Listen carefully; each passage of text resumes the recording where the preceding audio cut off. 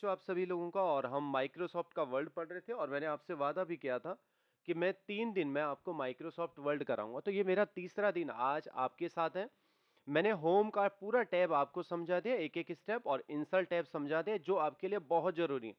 आज मैं designing tab में आता हूँ। अच्छा, वास्तव में डिजाइनिंग में आपके पास जो काम के हैं वो पेज का बैकग्राउंड ही काम का है। पर जब हम चीज़ों को समझ रहे हैं तो थोड़ा समझते हुए भी चलते हैं। फटाफट से समझ लेते हैं चीज़ें हैं क्या। देखो, इस डिजाइनिंग के टैब को 2 भागों में डिवाइड करा गया है। 2 भाग बाँटे गए हैं इसके।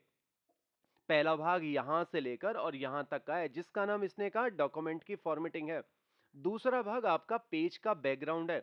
यानी 2 सेक्शन आपके पास यहाँ पे मिलने वाला। पहला सेक्शन डॉक्यूमेंट की फॉर्मेटिंग है और दूसरा पेज का बैकग्राउंड। अच्छा, देखता हूँ तो डॉक्यूमेंट की फॉर्मेटिंग में बहुत सारे ऑप्शन है। पहला तो आपके पास थीम्स आता है। थीम के अंदर 3 चीजें होती हैं वास्तव में। एक तो आपके कलर होते हैं, दूसरे फ़ॉन्ट होते हैं और तीसरा आपका इफ़ेक्ट होता है। आप इनको इंडिविजुअल भी बदल सकते हैं अकेले-अकेले। पर ये करते किसके साथ काम है? मैंने कहा ये हमेशा ऑब्जेक्ट के साथ काम करते हैं। ऑब्जेक्ट हम इन डायग्राम्स को कहते हैं। इसके अंदर अभी आपको कोई एक कलर दिखाई दे रहा और इस कलर को आप अपने हिसाब से बदल भी सकते हैं। पर मैंने कहा चलो ठीक है, नीला है तो नीला ही रहने दो। फिर आपने यहाँ पे दायां क्लिक करा और एड टेक्स्ट कर लिया, कुछ लिखने की कोशिश करी। तो अब दूसरी चीज आपके पास कुछ टेक्स्ट होने वाला है और इफेक्ट का मतलब होता है इसकी जो आउटलाइन है, इस आउटलाइन पे हल्के हल्के बॉर्डर्स आ जाएंगे, कुछ शैडो में बॉर्डर होगा, बहुत हल्के लेवल का आपका काम होता है। अब यही चीजें आपने बदलनी है। तो इसने कहा ठीक है, मेरे पास कुछ पहले से बनाए हुए प्रीसेट है। प्रीसेट का मतलब रेडीमेड है। आप जिस भी रेडीमेड में क्लिक करेंगे तो आपका कलर भी बदलेगा, फ़ॉन्ट भी बदलेगा, इफ़ेक्ट भी बदलेगा। इसमें क्लिक करा तो वही अलग-अलग चीज़ें आपकी बदलनी शुरू हो गए और ये सारे प्लग एंड प्ले हैं, जिस पे आप क्लिक करोगे वैसा ही रिज़ल्ट आपके सामने आएगा। मैंने कहा ना, इनमें तो तीनों चीजें बदल रही है, मुझे तो सिर्फ कलर बदलना है। तो ठीक है, फिर आप कलर में जा सकते हो और कलर के भी यहाँ प्रीसेट हैं, सिर्फ कलर ही बदलेंगे ना, मुझे फॉन्ट बदलना है। तो ठीक है, अब आप फॉन्ट में चले जाओ, जैसा फॉन्ट आप सजेस्ट करेंगे उसे वैसा ही फॉन्ट आपके पास चेंज होना शुरू हो जाएगा, सिर्फ फॉन्ट में चेंज होगा। अब ध्यान से इसकी आउटलाइन देखना, बाहर की लाइनों को। इफेक्ट में अगर आप जाते हैं तो हल्का फुल्का आपको इसकी आउटलाइन पे देखो, हल्का फुल्का चेंजेस आना शुरू हो गए। सिर्फ अंदर की लाइनों जो है, बाहर से बॉर्डर बनी हुई है, इन पे परिवर खैर व्यवहारिक जीवन में इतना काम तो नहीं होता हमारा, पर माइक्रोसॉफ्ट ने अपने हिसाब से ये बढ़ा के दिए तो आप ऐसा कर सकते हैं। देखो जी, एक पैराग्राफ का स्पेस भी है, सेट डिफॉल्ट भी है। पर ये क्या है? मैंने कहा हाँ, ये सारी चीजें भी आपके पास प्रीसेट ही हैं, पहले से बने हुए। सपोज करो आपके पास कुछ पैराग्राफ हैं।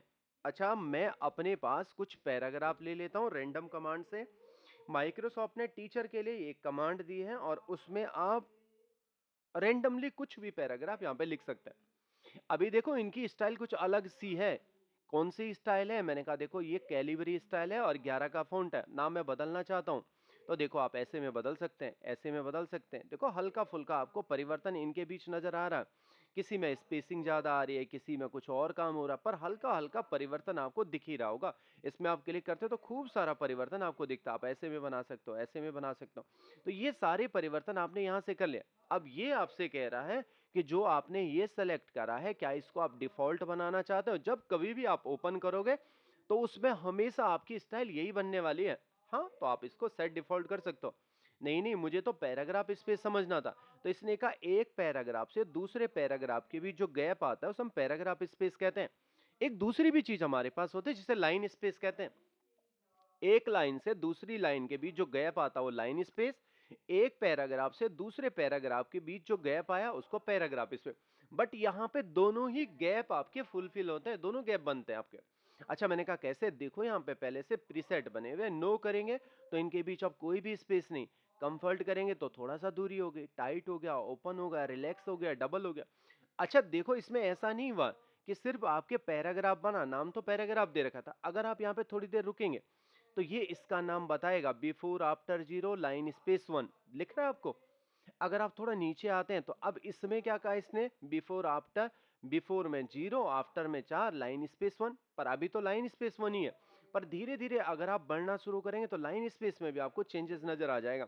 1.15 इसमें क्लिक करेंगे तो लाइन स्पेस 1.15 ही है, और क्लिक करा तो लाइन स्पेस 1.50 आ गया। यानी 50 आ गया, इसमें क्लिक करा तो इसने लाइन स्पेस 2 दे दिया। तो दोनों में ही ये परिवर्तन करता है। अच्छा खैर, जब हम व्यावहारिक जीवन में यूज़ करते हैं तो होम टैब ज़्यादा इंपॉर्टेंट बनता है बच्चों हमारे पास। यहाँ पे आपके पास लाइन स्पेस आता है, तो आप लाइन स्पेस यहाँ से सेट कर सकते हो। सर आपने पैराग्राफ तो नहीं बताया। मैंने कहा हाँ, जब आप पैराग्राफ इस पे सेट करते हो तो इसके बगल में एक छोटा-सा प्लगइन है, इस पे क्लिक करेंगे तो यहाँ आपको बिफोर और आफ्टर का ऑप्शन मिल जाता है। सबसे परफेक्ट 6 नंबर का होता है, ओके करेंगे तो एक पैराग्राफ से दूसरे पैराग्राफ के बीच 6 पीटी का आपका डिस्टेंस होता है मतलब परफेक्ट माना गया। अब सर ये तो सारी आप बकवास बता रहे थे, आपने कहा परीक्षा के हिसाब से तो ये मेरे पास जरूरी नहीं है।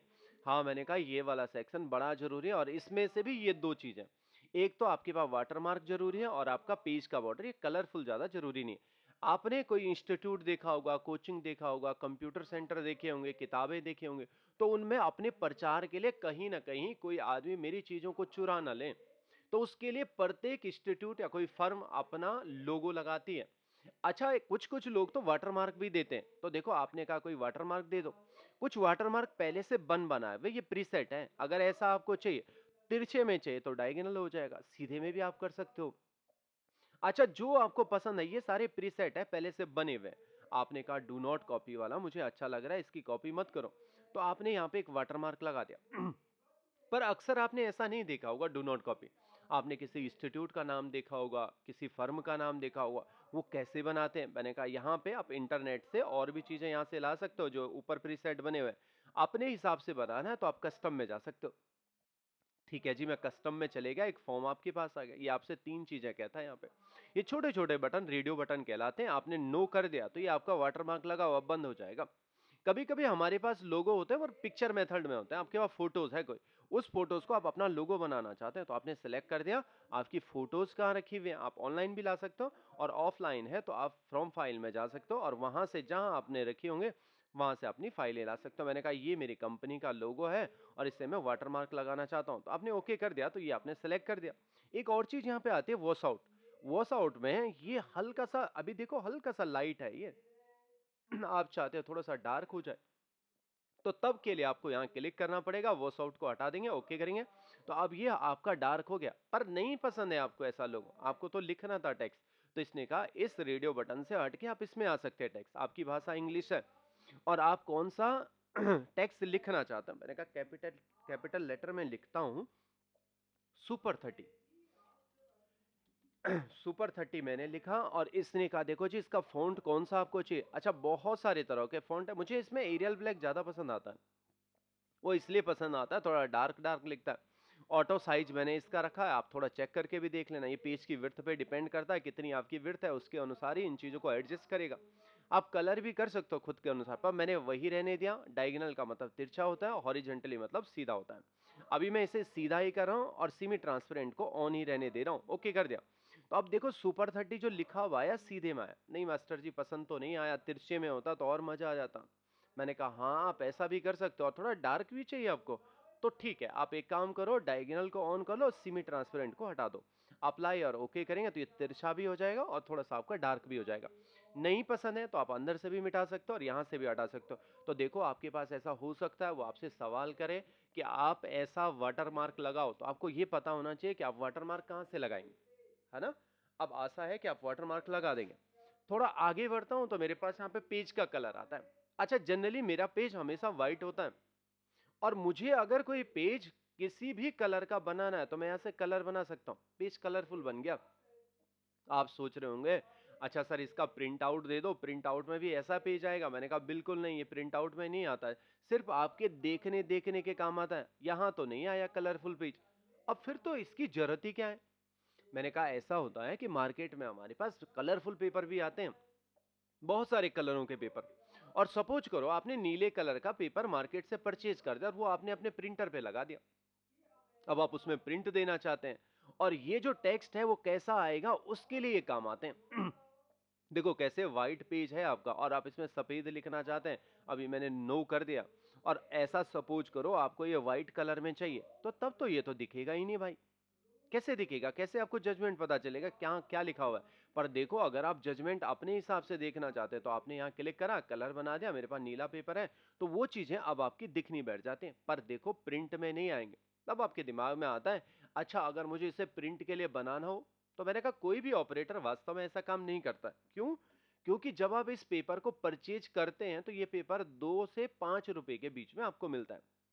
अच्छा ठीक है, पर जब आप इसके प्रिंटिंग करते हो ना, तो इसमें कॉस्ट आपकी 100 रुपए से अधिक आती है। क्योंकि प्रिंटरों से जब आप प्रिंट देते हैं, तो उसमें कॉस्ट ज़्यादा आती है और क्वालिटी अच्छी भी नहीं आती। ऐसा मत सोचना, जब आप पेपर को परचेज करते हो, तो उसकी क्वालिटी अच्छी होती है, कलर अच्छे होते हैं। पर जब आप प्रिंटर से ऐसा करोगे, तो उसकी क्वालिटी वास्तव में अच्छी नहीं आएगी। एक तो क्वालिटी अच्छी नहीं आनी है, कॉस्ट ज़्यादा लगना है, तो ऐसा काम ही क्यों करना, जब सस्ते में काम हो रहा है। पर सपोज करो आपको कभी ऐसी जरूरत पड़ गई, तो तब के लिए आपको एक काम करना है, एक शेप यहाँ पे तैयार कर लेना, कोई भी आकृति आप बना लो। पेज को थोड़ा सा छोटा जरूर करना, इससे थोड़ा सा सारी चीजें दिख जाती है। मैंने इस तरीके से बना दिया। कलर कौन सा चाहिए, आपके पास ऑप्शन भी है। आपने कहा नीला ही चाहिए मुझे, तो आप अपने अनुसार इसको एडजस्ट कर लो, जहां जहां तक खूब सारा बड़ा। अब इसका अगर प्रिंट का प्रीव्यू देखते हैं, तो वास्तव में आपको ये सारी चीजें ऐसी दिखती हैं। पर ये आधे के लिए ज्यादा काम आएगा, जैसे आप आधा कुछ काम कर रहे हैं, तब के लिए परफेक्ट है। क्योंकि पूरा पेपर होगा, तो मेरा सजेशन आपके साथ हमेशा यही रहेगा कि आप पेपर ही परचेज करना। वैसे परीक्षा के हिसाब से ये भी ज्यादा इंपॉर्टेंट नहीं था, पर परीक्षा के हिसाब से ये ज्यादा इंपॉर्टेंट बन जाता है, पेज का बॉर्डर लगाना। देखो, दो प्रकार के बॉर्डर आपके पास पूछे जाते हैं। अब बच्चे यहीं पे कंफ्यूज हो जाते हैं। एक तो इस पूरे पेज पे आपको बॉर्डर लगाने, और एक सिर्फ कंटेंट पे आपको बॉर्डर लगाने। जो आपका ये टेक्स्ट है, तो एक टेक्स्ट का बॉर्डर आता है और दूसरा पेज का बॉर्डर आता है, ये जरूर ध्यान रखिएगा। इसने कहा पेज का बॉर्डर लगा, तो मैंने कहा ठीक है, पेज का बॉर्डर लगा देता हूं। एक फॉर्म आपके सामने आ जाता है, यहाँ पे प्रीव्यू भी दिखाई देता है। अभी नन है, मतलब नहीं है। बॉक्स में क्लिक करेंगे तो यहाँ एक बॉक्स भी बन गया। ऊपर नहीं चाहिए तो आप इसे हटा भी सकते हो, लगाना है तो क्लिक कर सकते हो। नीचे, अच्छा कभी कभी ये आता है, मुझसे कहता है कि मुझे बॉटम में ही चाहिए, बॉटम नीचे हो गया और लेफ्ट राइट में नहीं, मुझे बॉर्डर चाहिए पर बॉटम में चाहिए। तो इस तरीके से बॉटम में इसकी बॉर्डर रखते हैं। जिनको इन चीजों के बारे में आइडिया होता है, तो वो समझ जाता है। कभी कहता है मुझे टॉप में ही बॉर्डर चाहिए, तो आप सिर्फ टॉप का ही रखेंगे, किसी को हटा देंगे। कभी कभी शैडो में बोलता है, तो हल्की सी परछाई इसके अंदर आती है। 3D और कस्टम यहाँ पे काम नहीं करते बच्चों, बस आपके पास इतना ही होता है। कुछ आपके पास यहाँ पे स्टाइलें होते हैं। आप डैश डैश में चाहते हो या डबल लाइनें चाहते हो, तो ऐसा भी आप कर सकते हो। कलरफुल बनाना है तो कलरफुल भी आप दे सकते हो, जो कलर आपको ज्यादा पसंद आता है। इनकी डार्कनेस भी आप खुद के अनुसार सेट कर सकते हो। ओके करेंगे तो ऐसी बॉर्डर आपके पास यहाँ लग गए। नाना कुछ स्टाइलें चाहिए, तो इसने कहा हाँ, कुछ आर्ट्स भी मेरे पास आते हैं, खूब सारे सेब सेब चाहिए, ऐसे बहुत सारे आपके पास प्रीसेट हैं। बम हैं, पटाखे हैं, गोले हैं, कॉकरोच है, बतख है, तितलियां हैं, छाता है, बहुत सारे साड़ी के किनारे का डिजाइन है ना। ये बहुत सारी चीजें। मैंने कहा सेब सेब वाले बना लो। अच्छा, ईमानदारी से देखना, अगर आप कोई इतिहास की किताब पढ़ रहे हैं, बाजार में ऐसी कोई किताब आई है और जिसमें सेब सेब के बैकग्राउंड है, क्या आप उस किताब को खरीदोगे? नहीं नहीं सर, मुझे किताब पढ़ने से ज्यादा भूख ज्यादा लगेगी, है ना। अक्सर भूख लगेगी, किताब छोटे बच्चों की किताबों में अच्छा लगेगा। पर मुझसे कहा गया नहीं नहीं, जो किताब बनाने वाला है ऑथर, उसने कहा नहीं नहीं, मुझे सिर्फ यही चाहिए, सेब के बैकग्राउंड। तो मुझे तो पता है इसकी किताब तो बिकनी है नहीं, पर मैं अपनी तरफ से बस इतना कर सकता हूँ, इनका फॉन्ट थोड़ा छोटा कर सकता हूँ। मैं इसको 10 तक ले आता हूँ, और जब पब्लिशर मुझसे कहेगा कि आपने सेब के बैकग्राउंड लगा दिए, तो तब मैं उसको जूम करके दिखा दूंगा, हाँ सर मैंने सेब के बैकग्राउंड लगा दिए, देखो ये है आपका सेब के बैकग्राउंड। उसकी तसल्ली होगी सेब के बैकग्राउंड है। पर जब वास्तव में इसका प्रिंट निकलेगा हमेशा 100% पे, तो सेब बहुत छोटे लिखेंगे, अब इसकी किताब बिक जाएगी। तो दोनों का काम हो जाएगा, है ना। तो इस तरीके से ये भी आपके पास जरूरी टॉपिक बनता है। इस सेक्शन में से सिर्फ आपके पास वाटरमार्क जरूरी था, और पेज का बॉर्डर आपके पास जरूरी था। अब थोड़ा हम लेआउट में आते हैं। लेआउट व्यवहारिक जीवन में जानना बहुत जरूरी है आपको। प्रत्येक ऑपरेटर यहीं पे गलती करता है बच्चों। हमेशा जब भी हम काम करते हैं, तो हम हमेशा ऐसे ही सोचते हैं, ठीक है माइक्रोसॉफ्ट वर्ड ओपन करो, सीधे उसमें प्रिंट देना शुरू कर दो, लिखना शुरू कर दो, जो लिखूंगा बस वही आएगा। नहीं, वास्तव में ऐसा होता नहीं है। इसकी कुछ प्राइमरी सेटिंग होती है, और वो माइक्रोसॉफ्ट ने पहले से सेट करके रखी होती है। पर हमारे यहाँ इंडिया में वैसे स्टैंडर्ड होता ही नहीं है। अब देखो, जब भी मैं माइक्रोसॉफ्ट वर्ड ओपन कर देता हूं, तो मैं डायरेक्ट टाइप करना शुरू कर लेता हूं। मैं बॉर्डर को अभी के लिए नन कर देता हूं, मुझे ये पसंद नहीं है, मैंने सारे हटा दिए। अब जनरली मैं क्या कर देता हूं, टाइपिंग करना शुरू कर लेता हूं, और सोचता हूं कि इसका प्रिंट जो आएगा वो बहुत अच्छा आएगा, जैसा मैं चाह रहा हूं वैसा ही आएगा। पर वैसा वास्तव में होता नहीं है। कभी कभी नीचे वाली लाइन या ऊपर वाली लाइन नीचे चली जाती है, कभी कभी ये वाली लाइन ऊपर आ जाती है। फिर आपने कभी कभी पेज नंबर डाले होते हैं, तो वो गड़बड़ हो जाता है, आपके इंडेक्स में गड़बड़ हो जाता है। हमेशा दोस्त हम प्रिंट निकालने वाले साइबर कैफे को ही देते हैं, अरे यार इसने ये सारे प्रिंट गड़बड़ कर दिए। पर वास्तव में ये गलती बनाने वाले की है जिसने बनाया इसे। कैसे बनाया? वो जो शुरुआती दौर में उसने कोई सेटिंग नहीं देखी। जब भी आप माइक्रोसॉफ्ट वर्ड ओपन करेंगे तो सबसे पहले इसका लेआउट सेट करेंगे। लेआउट में पहली चीज मुझे पेपर सेट करना होता है, और हमेशा ये लेटर का पेपर ही लेता है, स्टैंडर्ड अमेरिका का लेटर है। अब देखो जी, अमेरिका का स्टैंडर्ड लेटर है तो हमारे यहाँ इंडिया का स्टैंडर्ड तो A4 का है। दोनों पेपरों में अंतर देखो, ये पेपर है, और शुरुआत में जो ये पेपर आपको दिख रहा है ये लेटर का पेपर है। 8.50 इंच इसकी चौड़ाई है, यहां से लेकर यहां तक। 11 इंच इसकी लंबाई है ऊपर से लेकर नीचे तक। पर देखो ना, ये वाला देखो A4 का, ये थोड़ा सा इससे छोटा है, 8.27 इंच है, गुणा के 11.69 इंच बड़ा है। मतलब लंबाई में हमारा A4 का पेपर थोड़ा लंबा है इसके मुकाबले। तो कहीं ना कहीं जो दूरी इन दोनों के बीच हो रही है तो गड़बड़ करेगी। तो पहला मकसद हमारा होता है A4 का सिलेक्शन करना। आपके पास वो देता है कि A4 में किसी पेपर की सेटिंग करो, उसके अंदर ये पैराग्राफ बनाओ, तो तब आपको ये वाला सेक्शन भी दिखाना होता है, इनका स्क्रीनशॉट लेना होता है। और बच्चे यहाँ पे थोड़ा कंफ्यूज भी हो जाते हैं, है ना। कंफ्यूज इसलिए हो जाते हैं कि जब वो यहाँ पे क्लिक करते हैं, कहा A4 का मुझे ये भी दिखाना है A4, पर जब मैं स्नैपिंग टूल में जाऊंगा तो ये तो सारा पैनल गड़बड़ हो जाता है, हट जाता है। तो मैंने कहा तब के केस में मैंने आपको एक बात बता रखी है, इसकी एक शॉर्टकट कमांड बता रखी है स्नैप की। विंडोज बटन के साथ शिफ्ट दबा के एस प्रेस करेंगे तो ये आपका स्नैप हो जाएगा, बन जाएगा। और इसी को पूरा स्नैप आप सेलेक्ट कर लो, और जब आप स्नैप बना लेते तो नोटिफिकेशन में आपके पास एक पैनल आ जाता है, ये नोटिफिकेशन पैनल है, यहाँ पे आपकी फोटो बन के आ जाती है। इसको मैं हटा देता हूँ। अरे, इस पे मैं क्लिक कर देता हूं, और विंडोज के साथ एस प्रेस करने के बाद विंडोज शिफ्ट और एस प्रेस कर दिया। ये तो अब मेरी बात मान ही नहीं रहा।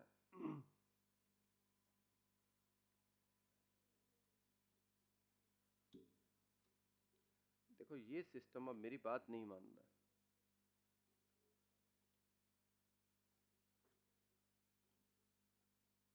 ये थोड़ा हैंग भी चल रहा बीच बीच में, है ना। पर देखो, आपको ये बात जरूर याद रखनी है कि आपको इस जो ये स्नैपिंग टूल है इसकी शॉर्टकट कमांड यही है। विंडोज के साथ आप शिफ्ट बटन दबा के एस प्रेस करेंगे तो ये थोड़ी देर बाद ब्लर होना शुरू हो जाएगा। ये कभी कभी बहुत देर में मुझे रिस्पॉन्स दे रहा, पर शुरुआत में इसने दे दिया था रिस्पॉन्स। पर इसके बाद आपको स्नैप लेना और उसके बाद वैसे करना। मैं इस बात पे पहले भी आपके साथ बात कर चुका हूं, फिर भी अगर आप जिस समय प्रैक्टिकल करेंगे तो उस समय ये सारे काम हो जाते हैं, है ना। अब यहाँ पे मुझे पेपर की सेटिंग के बारे में तो पता चल गया, पर दूसरा ये पेपर आपका होगा कैसे, तो उसको हम ओरिएंटेशन कहते हैं। अभी देखो, सरकारी जितने भी पत्र होते हैं, कोई प्रशासनिक पत्र आप लिख रहे हैं, फॉर्मली कोई पत्र आप लिख रहे हैं, तो वो हमेशा आपके लंबाई में होता है, पोर्ट्रेट में होते हैं। पर आपने कहा ना ना, मुझे ये चौड़ाई में चाहिए, कुछ इख्तियार लिखना चाहता हूँ, कहीं पे पानी की टंकी लगे हुए है, यहाँ लिख दिया जल ही जीवन है, पानी को बर्बाद ना करें। तो ऐसे चौड़ाई में अगर आप कोई पोस्टर बनाते हैं तो वो लैंडस्केप मोड में ज्यादा सुंदर लगता है मुकाबले उसके। पर देखो, जितने ज्यादातर काम होते हैं वो आपके पोर्ट्रेट मोड में होते हैं, तो आपको ये पोर्ट्रेट बनाना। एक मार्जिन भी आपके पास होता है। अच्छा, मार्जिन हुआ क्या? पेपर और कंटेंट के बीच में जो छोड़ी जाने वाली दूरी है, ऊपर से आपने इतनी दूरी छोड़ी तो ये टॉप मार्जिन हो गया, यहां से छोड़ा तो ये लेफ्ट मार्जिन हो गया, ये आपका राइट मार्जिन हो गया, नीचे वाले को हम बॉटम मार्जिन कहते हैं। इसने कहा देखो, इनके लिए पहले से मैंने कुछ बनाए हुए प्रीसेट रखे हुए हैं। लास्ट आपने ये सेटिंग करी थी, नॉर्मल में हर जगह 1-1 इंच की दूरी है, टॉप में, बॉटम में, लेफ्ट में, राइट में।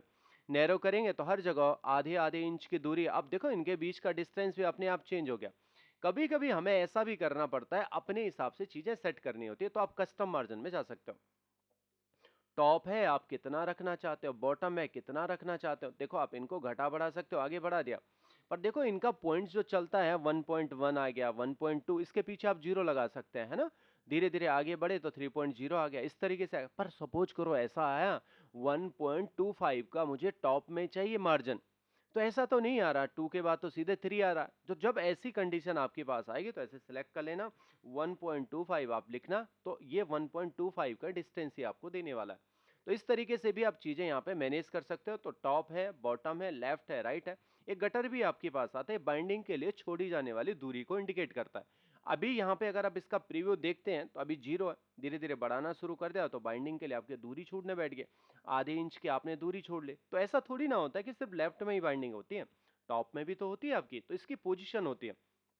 तो आप दूरी टॉप में ज़्यादा छोड़ना चाहते हैं, तो बस दूरी छोड़ेगा ये, जितना आप यहाँ इसको मेंशन करेंगे। तो इस तरीके से मैं अभी के लिए हटा देता हूँ, तो ये आप मार्जिन सेट कर सकते हो। पहली चीज़ पेपर का साइज़ देखा, ओरिएंटेशन देखा, मार्जिन देखा। अब ये कहता है कभी-कभी कॉलम में भी आपके काम होता है और ऐसा सवाल पूछा भी गया है। उसने 2-3 पैराग्राफ दिए आपसे, कहा कि भैया जितना आपको टाइप करना था, इसमें से जो आपका ये सेकंड और थर्ड पैराग्राफ होगा, सेकंड, थर्ड, ये फोर्थ वाला भी होगा, पर मेरे पास ऐसे कहा, पहला पैराग्राफ, दूसरा और तीसरा। इसने कहा जो सेकंड और थर्ड पैराग्राफ है उसको 2 कॉलमों में डिवाइड करो। तो कॉलम आपके पास यहाँ पे आते हैं। अभी एक कॉलम में 2 कॉलम क्लिक करेंगे तो ये 2 कॉलम में डिवाइड हो जाए। अभी आपका डेटा इतना ज़्यादा नहीं है क्योंकि नीचे तक जाएगा। पर ये कॉलम में आपको दिखा देता है क्योंकि परीक्षा देखने वाले को ये पता चल जाता है एक कॉलम यहाँ से यहाँ तक है और दूसरा यहाँ से यहाँ तक शुरू हो रहा है। तो उसने 2 कॉलम देख लिया। कभी-कभी आपको ये बताना भी होता है कि मेरा 2 कॉलम वाला ऑप्शन यहाँ से चूज़ कर, 3 करेंगे तो 3 कॉलम में आपका बन जाएगा। अच्छा, लेफ्ट में कम करना है या राइट में ज़्यादा है तो ऐसे भी आपके पास ऑप्शन है, लेफ्ट और राइट में। अच्छा, यहाँ पे अधिकांश तो आपको 3 कॉलम दिखाई देते हैं, पर ऐसा नहीं है कि आप 3 से ज़्यादा नहीं बना सकते। हाँ, आप मोर में जा सकते हो, ये प्रीसेट है आपके पास पहले से बनाए हुए, नंबर ऑफ कॉलम है, 3 की जगह पे आप बढ़ाना शुरू कर लो तो ये 9 आपकी कॉलम बढ़ा रहा है। पर आप ऐसा नहीं कह सकते कि सिर्फ अधिक से अधिक आप 9 ही कर सकते हो, आप बढ़ा भी सकते हो। आपने कहा 20 बना के देखो, तो एंटर कर दिया, नहीं सर वो 13 पे ले गया आपको। 13 से ज़्यादा? नहीं, 13 से ज़्यादा नहीं कर रहा है।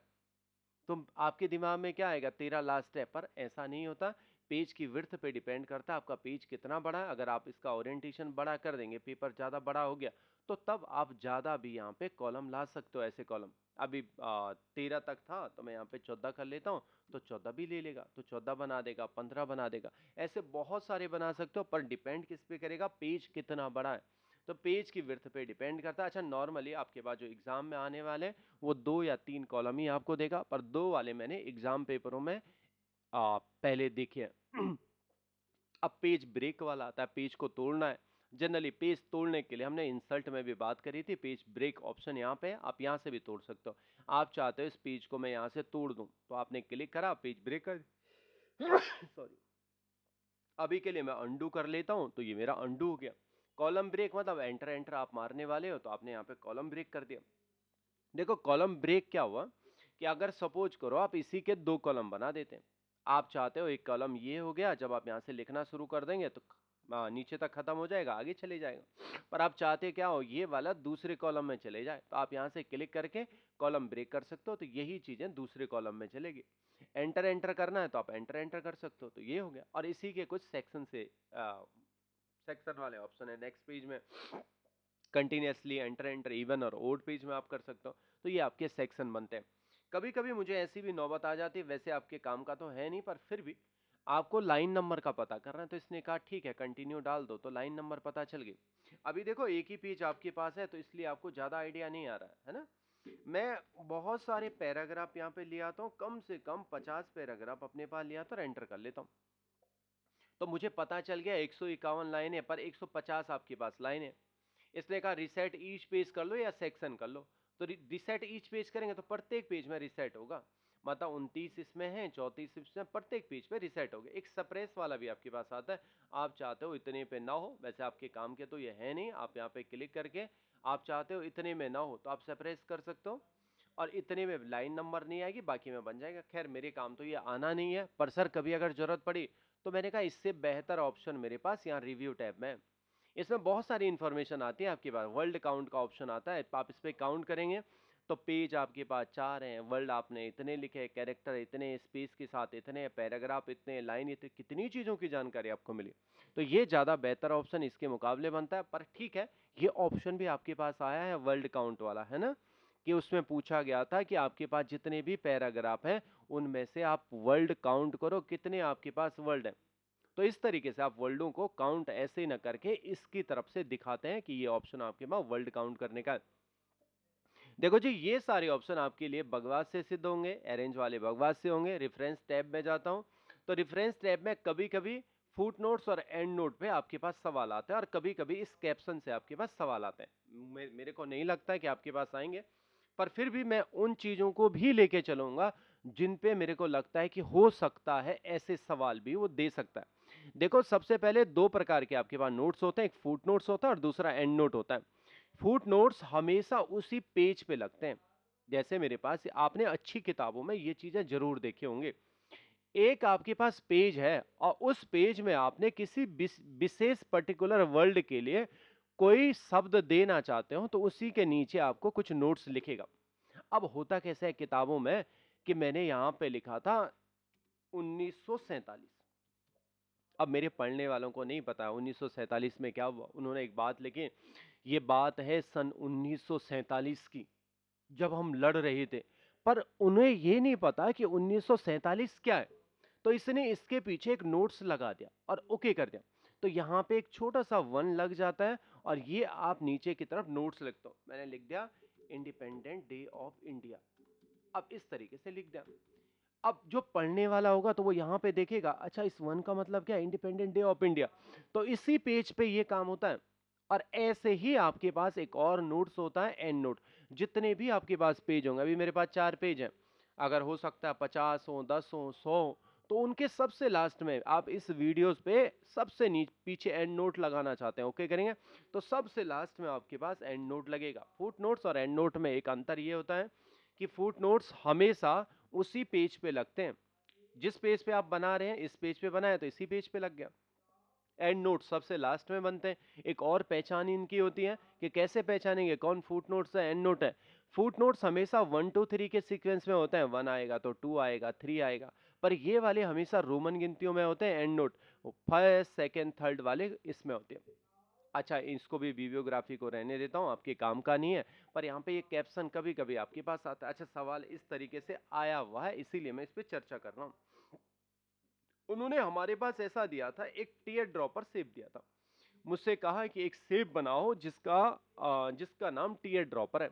मैंने कहा हाँ, सेब्स तो मुझे इंसल्ट में मिलते हैं। सेब्स पे क्लिक करा, ढूंढना शुरू करा, इसका नाम है टीयर ड्रॉपर।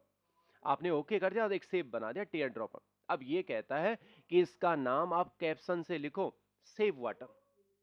अब मैंने कहा कैप्शन से लिखना मतलब, इसने कहा हाँ, ये कैप्शन आपका रेफरेंस में मिलता है, इसको कहते हैं हम कैप्शन।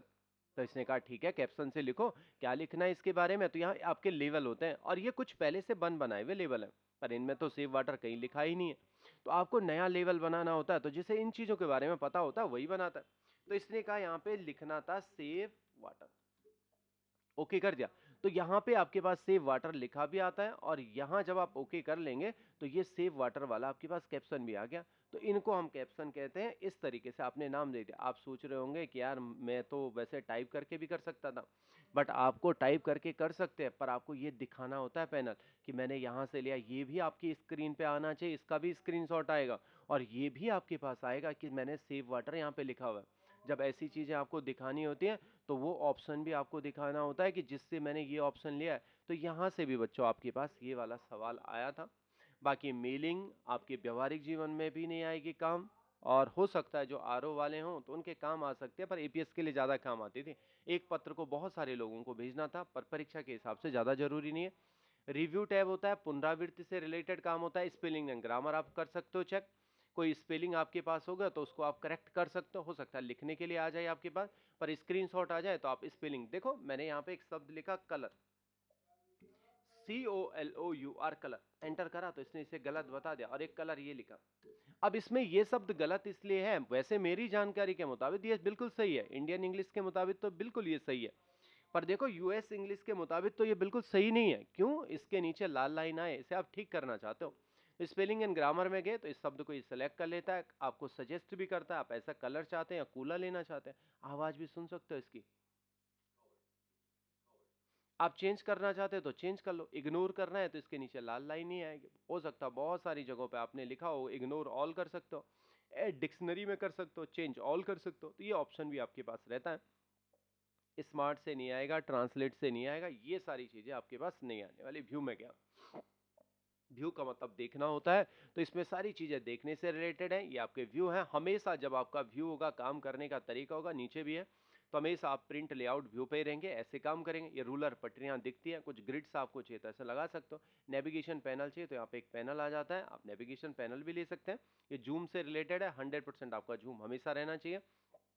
कभी-कभी हमारे पास ऐसी नौबत आ जाती है बच्चों कि वो ऐसा सवाल आपसे पूछता है, कहता है कि आपके पास 3 पैराग्राफ हैं। अक्सर वो ज़्यादा लिखने को आपको नहीं देता, पर 3 पैराग्राफ उसने बोल लिया। कहा कि आपके पास जो पहला पैराग्राफ है उसको इसी पेज में रहने दो। उसके बाद के जो ये 2 पैराग्राफ हैं इनको आप दूसरे पेज में शिफ्ट कर दो, दूसरे पेज में पेज ब्रेक कर लो। तो मुझे ये पता चल गया कि मुझे पेज ब्रेक करना है। तो आप इंसर्ट में जाते हैं और पेज ब्रेक कर लेते हैं, दूसरे पेज में चले गया। अब आपको ये दिखाना होता है कि इस पेज को भी दिखाना होता है और इस पेज को भी दिखाना होता है। तो आप तो देखो, इस केस में तो मेरे पास बस यही पेज दिख रहा है, दूसरा पेज तो नहीं दिख रहा, मुझे स्क्रॉल डाउन करना पड़ेगा और आपको एक साथ दिखाना है। तो तब ये मुझसे कहता है कि आप यहाँ रिव्यू टैब में जाके मल्टीपल पेज ऑप्शन यूज कर सकते हो। और मल्टीपल में होता है क्या है, दोनों पेज आपके आमने सामने दिख जाते हैं। थोड़ा सा जूम बढ़ा देना अपने हिसाब से, जब तक ये एक पेज में ना जाए। अगर आप इससे थोड़ा बड़ा करते हैं तो अब ये दो एक पेज में चलेंगे, तो थोड़ा कम कर लेना। ऐसा करना है जिससे आपके दोनों पेज दिख जाए। तो इसे यहाँ पे भी पता चल जाता है कि आप पहले देखो, पहले पेज में और आपके पास टोटल 2 पेज हैं। तो ये पेज भी आपने दिखा दिया और ये पेज भी। कभी कभी ऐसी भी नौबत आती है, कॉपी पेस्ट करके यहाँ से आप कॉपी करो और दूसरे पेज में आप पेस्ट करा, तो तब दिखाने के लिए हम इन चीजों का इस्तेमाल करते हैं। दोनों पेज दिखाते हैं, तब के लिए मल्टीपल ज्यादा काम आता है। अरेंज आपके पास नहीं आएगा, माइक्रो आपके पास नहीं आएगा। इस तरीके से बच्चों माइक्रोसॉफ्ट वर्ड की आपकी हो जाती है समाप्ति, है ना। कुछ सवाल मैं माइक्रोसॉफ्ट वर्ड के आपको देता हूं जो आपने करने हैं अभी, है ना। 4-5 सवाल आपको दे देता हूं, आज थोड़ा प्रैक्टिकल में उन्हें ही देख लेना। और जिन्होंने नहीं देखा बाकी वो वीडियोस देखना। कल मैं आपके साथ एक्सेल पे बात करने वाला हूँ। एक्सेल का होम टैब पहले दिन निपटा दूंगा और 2 दिन मुझे एक्सेल चाहिए, 1 दिन पावर पॉइंट और 1 दिन में एक्सेस निपटाऊंगा। तो इतने दिन तो लगेंगे लगेंगे।